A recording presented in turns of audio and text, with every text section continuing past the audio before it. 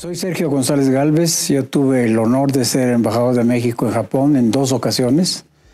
La primera, 5 años, empezando en 1983, y después 3 años nuevamente como embajador en ese maravilloso país. Es muy importante que el pueblo mexicano conozca los antecedentes históricos del vínculo entre México y Japón. La impresión que tengo yo de ese país y del vínculo México-Japón es muy profunda, basada en una serie de hechos históricos. Yo siento que no solamente el antecedente de que muchos de nuestros niños indígenas tienen la mancha mongólica que tienen también los japoneses al nacer, que nos vincula en una forma todavía no muy bien explicada, sino el hecho de que hemos tenido ocasiones en las que hemos podido demostrar el vínculo tan profundo y tan antiguo que nos liga con ese país. Yo iría, en primer lugar, a mencionar que México y Japón han tenido vínculos por 400 años. Y dentro de esos vínculos vale la pena destacar algunos hechos. El primero de los hechos que yo quisiera mencionar es el Tratado de Amistad entre México y Japón en 1888. En esa época Japón sufría unos tratados inequitativos que le había impuesto Estados Unidos de América y algunos de los países europeos. Sin embargo, México aceptó negociar con Japón un tratado en plano de igualdad. Y Japón utilizó ese tratado, que se firmó en 1888, como ejemplo para cancelar, para derogar los tratados inequitativos que se le habían impuesto. Esto causó un impacto muy fuerte en el sentimiento japonés, al grado de que como resultado de eso, el gobierno japonés, el gobierno imperial japonés, nos concedió un arrendamiento casi vitalicio de más de 5,000 metros en Nagasaki, que es donde está la Embajada de México en Tokio, y que ahora afortunadamente la hemos podido comprar. Pero es uno de los mejores lugares para una embajada en Tokio. Yo diría que mejor que las grandes potencias como Estados Unidos o la Unión Soviética y los países europeos. La conciencia en Japón de que era necesaria migración japonesa, porque los lugares donde se puede establecer comunidades en Japón son muy cortos, muy pequeños, dada el carácter de su suelo. En consecuencia, el canciller de Japón, Minamoto, promovió la primera migración japonesa a América Latina, que fue precisamente a México, a Chiapas, ¿no?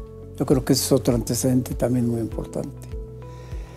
Después hubo hechos violentos que marcaron nuestra historia y en las que Japón estuvo presente. Y me refiero en primer lugar a la famosa decena trágica en la época de la Revolución Mexicana, cuando Francisco I. Madero fue asesinado por el traidor Victoriano Huerta. Ocasión en la que, en forma sorprendente, el que defendió a la familia, el que salvó a la familia de Madero, a los parientes de Madero e inclusive al servicio doméstico de la casa de Madero, fue el encargado de negocios de la legación japonesa en México. Y llegó un momento de crisis en el que los soldados del traidor Huerta trataron de entrar a la legación japonesa, en la que el encargado de negocios japonés puso la bandera de su país en la entrada. No tenemos claro si fue en el suelo o fue en la puerta, y les advirtió a los soldados que si entraban, eso significaba una guerra contra el imperio japonés, a lo cual los soldados no se atrevieron a entrar. Entro yo como actor también, siendo ya embajador de México en ese país. En 1985 ocurrió el temblor en la Ciudad de México que mató a miles de personas, como ustedes saben. La comunicación se cortó inmediatamente entre México y Japón. Solo podíamos ver a través de la estación CNN la imagen de lo que estaba ocurriendo en la Ciudad de México, pero no podíamos ni hablar por teléfono ni comunicarnos por cable de ninguna forma. Entonces era un poco desesperante lo que había pasado, y sobre todo la forma como yo lo averigüé. Yo salía a correr todos los días alrededor del Palacio Imperial para hacer ejercicio.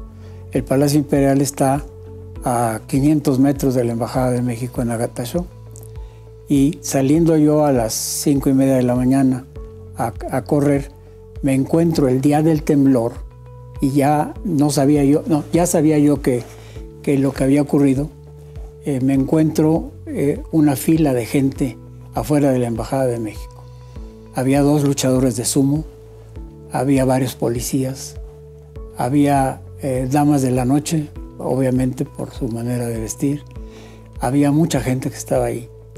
Entonces yo me regresé y busqué a uno de los intérpretes, y con el intérprete me empecé a preguntar por qué vienen con esta premura, con esta rapidez a la embajada. Y todos, inclusive gente que con apariencia muy humilde, tenían muy clara la historia entre México y Japón, y nos decían: estamos pagando lo que México hizo cuando el temblor de Kanto. En el temblor de Kanto, México fue el país que más dinero dio a Japón, cuando estábamos todavía en una época revolucionaria. Como antecedente, bueno, ya lo mencioné, que en el temblor de Kanto, en México, en oro, dio a Japón una contribución muy importante para la recuperación de Yokohama y de Tokio. Como ustedes recordarán, en el temblor de Kanto de 1923, gran parte de Tokio y de Yokohama quedaron destruidos. Y no solamente destruidos, sino que hubo mucha violencia, porque se pensaba que había habido inclusive actos de sabotaje de unos extranjeros que había habido ahí. La ayuda de Japón a la Ciudad de México llegó tan rápido como la ayuda que ahora acabamos de recibir de Japón con motivo de los temblores de hace unos días, el 19 de septiembre. Fue inmediata y fue, yo le diría que casi sin límite. Lo que necesitáramos, inmediatamente el gobierno japonés estaba dispuesto a darlo y a entregarlo inclusive, ¿no? Yo creo que estos hechos son importantes de que el pueblo mexicano los recuerde, los tenga en cuenta, de que la tradición entre México y Japón no solamente se ha establecido en búsqueda de nuevos horizontes para la economía de los 2 países, sino también como consecuencia de nuestras acciones y las acciones de Japón en hechos trágicos como los que acabo de relatar.